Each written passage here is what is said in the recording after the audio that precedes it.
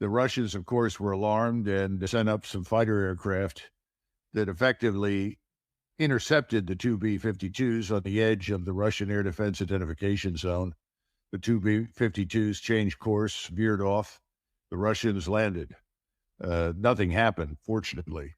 Why we chose this moment to conduct such an exercise over the Baltic is a mystery to me. It seems very stupid unless you're begging for escalation.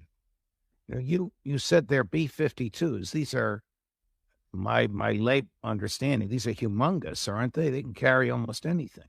Well, sure. They're long-range bombers, and they can launch cruise missiles from any location at a target that may be 100, 200 miles away.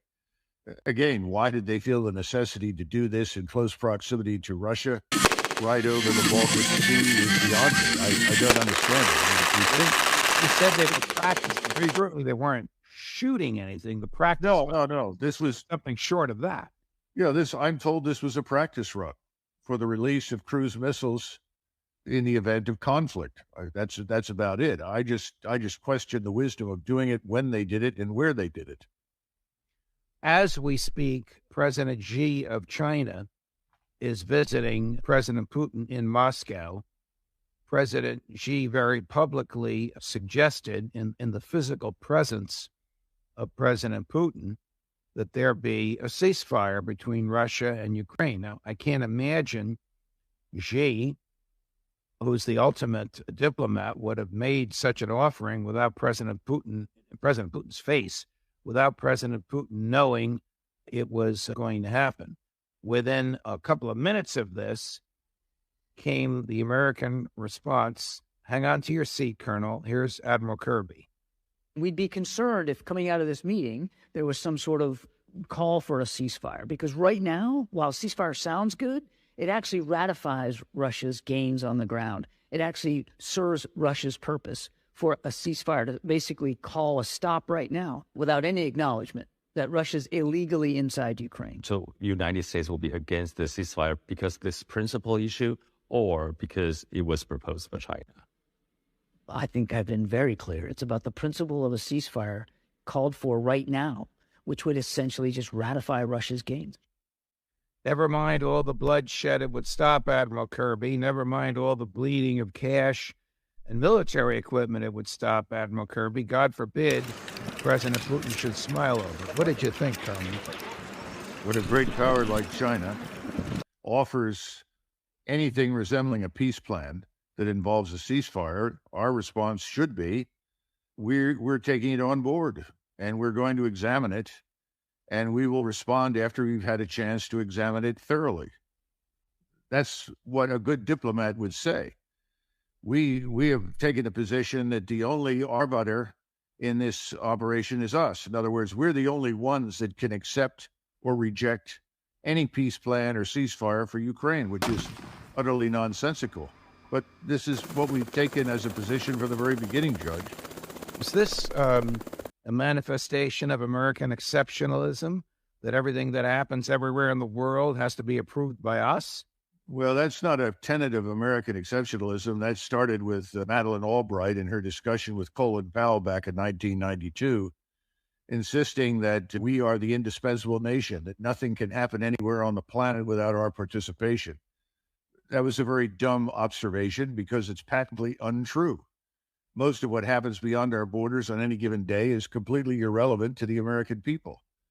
But in this particular case, if we were interested in peace, and I think we've made it very clear that we're not, if we were, then we should have simply said, we'll examine the proposal. We'll study it and we'll respond. That costs you nothing to say that, and that's the diplomatic language that we should have used. The second part is that China is genuinely interested in bringing this war to a close. We need to get that through our heads. Everything that China is about is economic expansion, building prosperity. They want to build the One Belt, One Road that runs from the coast of China in the east on the Pacific all the way to Europe. To do that, you've got to cross through Central Asia, and from Central Asia through Russia to Ukraine, and through White Russia to Europe. They want that trade. The Europeans, by the way, would like to trade with China. Now, why do they want to go through Central Asia overland? Because right now they're heavily dependent for oil, gas, all the natural resources, minerals, food, on transport over the sea. Everything has to come out of East Africa, out of the Persian Gulf, Saudi Arabia, the Emirates, and Iran via ship through the Strait of Malacca up through the South China Sea to China's ports. That means that they are vulnerable for thousands of miles to what? It's called the United States Navy. And they don't want to be vulnerable to that anymore. They would like to avoid it. China is not a natural maritime power. I don't care how many ships they build. They know that.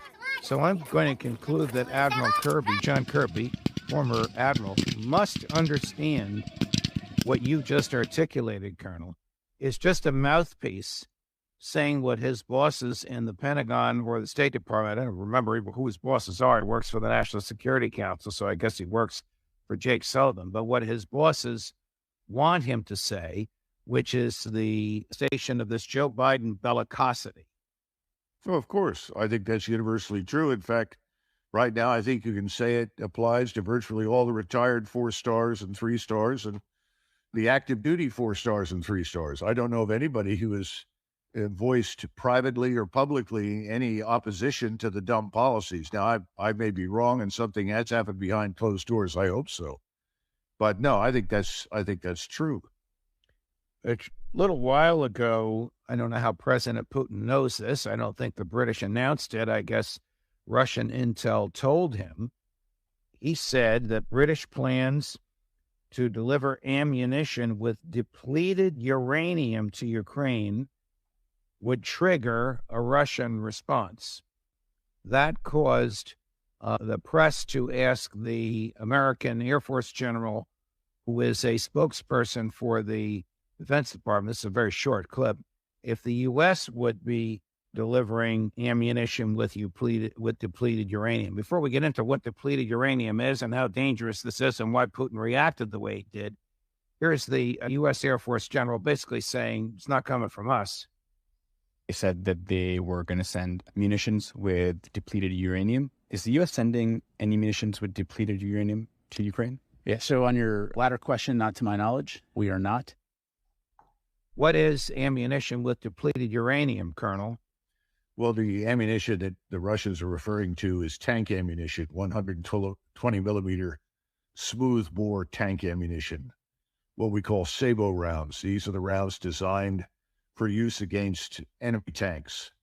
And what happens is that we take depleted uranium, in other words, used plutonium, if you will, and we integrate that into the alloy that forms the penetrator on the ammunition. In other words, this long prong which penetrates the enemy's armor has depleted uranium in it. It has an incendiary effect, which means that it causes anything inside the turret to essentially catch fire. So it not only increases the penetration capability, but has the incendiary effect. Now, we use that on all the 120 millimeter smoothbore tank rounds that we built for the M1 series tanks. I use those in the Gulf War. They are ferocious. It sounds like a freight train headed down the track at 100 miles an hour when it leaves the barrel. It flies at more than a mile per second, and it effectively destroys anything that it touches.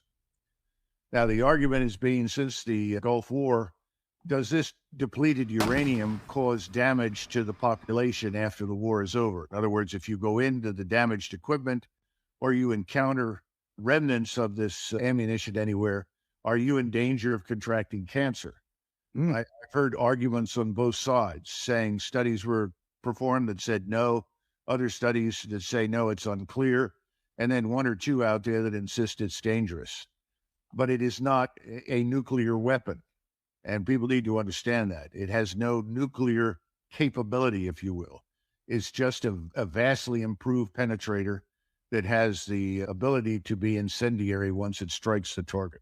I guess it sounds nuclear-like because of the phrase depleted uranium. And when I just saw this about 10 minutes before you and I came on, I thought, I wonder if President Putin is so upset. Why is he so upset if this is ammunition with which he's familiar. Do the Russians have similar ammunition to put in their tanks? Not that I'm aware. No, we're the ones that developed it.